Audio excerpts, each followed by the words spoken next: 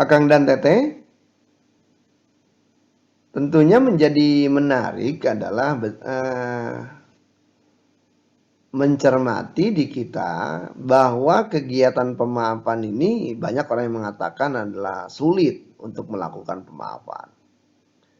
Nah, apa sebenarnya yang membuat sulit melakukan pemaafan di sebagian dari masyarakat kita? Ada banyak hal. Yang pertama adalah karena sedikitnya kisah-kisah, cerita, legenda tentang pemaafan. Coba Anda cermati, jadi saya pernah melakukan penelitian kecil-kecilan saja, itu adalah membaca cerita-cerita rakyat Indonesia gitu ya, yang diterbitkan oleh Balai Pustaka, itu beberapa jilid gitu ya. Itu kalau kita baca cerita-cerita itu, tema-tema pemaafan nyaris jarang kita temui. Jadi tema yang terbanyak adalah tema balas dendam itu. Ya, jadi belum lagi kalau kita cermati misalnya saja dari kisah-kisah perpolitikan di kita gitu ya. Jadi sedikit sekali tokoh-tokoh kita yang memang melakukan kegiatan pemaafan gitu ya. Nah, jadi kita hanya menemukan beberapa tokoh saja yang mampu melakukan kegiatan-kegiatan pemaafan itu, dan itu sedikit. Bahkan tokoh-tokoh politik kita itu menunjukkan bahwa jarang di antara mereka yang menunjukkan pemaafan itu. Yang ada adalah tindakan-tindakan pembalasan gitu ya. Yang dilakukan adalah tindakan-tindakan pembalasan. Nah, sehingga kita tidak mudah gitu sebagai rakyat, sebagai warga bangsa gitu ya, mendapatkan sebuah teladan, mendapatkan sebuah contoh tentang pemaafan.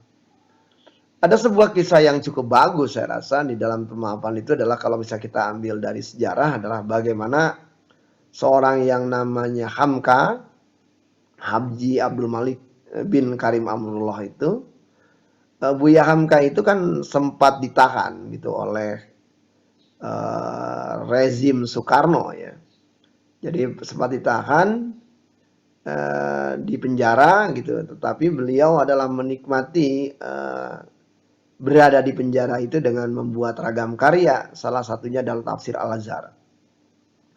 Nah, dalam hal yang menarik berkaitan dengan Hamka adalah, sekalipun dia di penjara seperti itu, sekalipun dia di penjara jelas gitu atas perintah Soekarno, akan tetapi pada waktu Soekarno meninggal dunia, dan di situ ada permintaan gitu ya, yaitu adalah dia justru adalah mau mensalatkan, jadi memimpin jamaah untuk melakukan sholat jenazah Soekarno pada waktu itu justru adalah Hamka ya. Sehingga Hamka tidak ada di situ adalah marah, dendam, kecewa. Jadi Hamka, yang dilakukan oleh Hamka adalah melakukan kebaikan yang terbaik, melakukan kemuliaan yang termulia. Nah, dalam tema seperti itu adalah Hamka menunjukkan bahwa sekalipun aku di penjara oleh orang ini, sekalipun aku adalah mendapatkan kesulitan oleh orang ini, sekalipun aku mendapatkan ketidaknyamanan oleh orang ini, tetapi aku adalah tetap melakukan perbuatan yang baik terhadap orang ini. Nah, contoh lain adalah suatu kali adalah ada itu di acara televisi di Metro TV, acara Kick Andy. Gus Dur diwawancara oleh Andi F. Noya.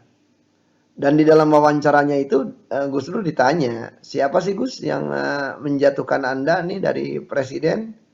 Disebutkan dua nama oleh Gus Dur. Lalu bagaimana Anda sekarang? Ya, saya sudah memaafkan.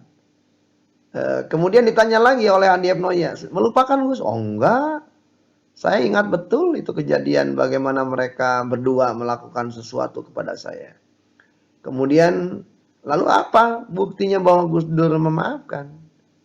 Lalu Gus Dur menyatakan bahwa di antara mereka ada sebuah acara di mana mereka akan menikahkan anaknya, dan saya diminta untuk melakukan pemberian khutbah nikah gitu ya. Dan saya datangi dan saya melakukan menyiapkan khutbah nikah terbaik gitu untuk anak-anak mereka. Jadi bagi saya ya nggak ada masalah itu mereka pernah melakukan kezoliman kepada saya. Tetapi tidak ada alasan bagi saya untuk tidak melakukan atau menyetop atau memboikot perbuatan baik terhadap mereka. Eh, itu adalah contoh gitu ya, beberapa contoh bagaimana seseorang mampu melakukan kegiatan pemaafan. Tidak mudah gitu ya. Nah, karena itu relatif jarang sekali gitu kita mendapatkan cerita, mendapatkan kisah tentang pemaafan. Tetapi kisah-kisah balas dendam banyak sekali. Jadi kalau Anda baca Babad Tanah Jawa, waduh, itu di dalam kisah itu kayaknya merupakan rentetan demi rentetan gitu, balas dendam, balas dendam, balas dendam.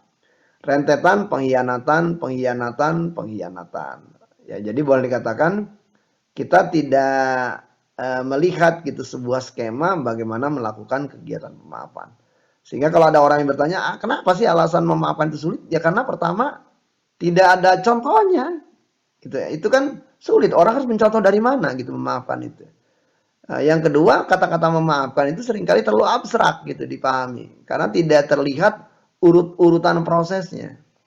Yang ketiga adalah sehingga memaafkan itu menjadi dirasakan sulit oleh seseorang karena orang seringkali ya udah kadung terjebak ke dalam kenikmatan berada di dalam kubangan kekecewaan, kubangan kemarahan, kubangan kekesalan, kubangan dendam gitu ya.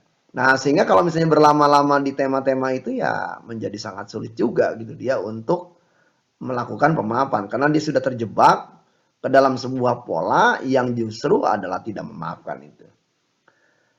Nah, berikutnya lagi kalau misalnya ditanya kenapa orang sulit melakukan pemaafan? Karena orang tidak menyadari bahwa eh, banyaknya kebaikan yang akan dialami oleh orang yang bersangkutan apabila dia memaafkan.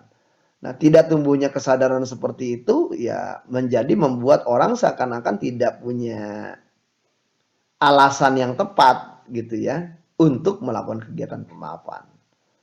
Nah, Kang dan Teteh, kita lanjut kembali di segmen berikutnya masih bersama Asep Herugani dalam Safari Ramadan kuliah daring psikologi pemaafan.